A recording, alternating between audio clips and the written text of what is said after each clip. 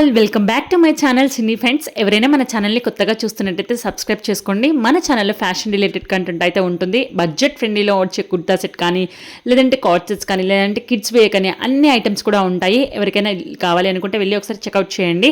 ఇది వచ్చేసి మింత్రా నుంచి తీసుకున్న ఒక బ్యూటిఫుల్ 3 పీస్ కుర్తీ సెట్ అండి. ఎంత బాగా అనిపించిందో నాకు. ఒక మంచి ఎలిగెంట్ వైబ్ అనిపించింది. అంటే లైక్ టెంపుల్స్కి ఇలాంటి కుర్తీ సెట్స్ వేసుకొని వెళ్తే అయితే చాలా బాగుంటుందండి. అండ్ చూస్తున్నారు కదా క్లాత్ ఫ్యాబ్రిక్ కూడా ఎంత థిక్గా ఉందో.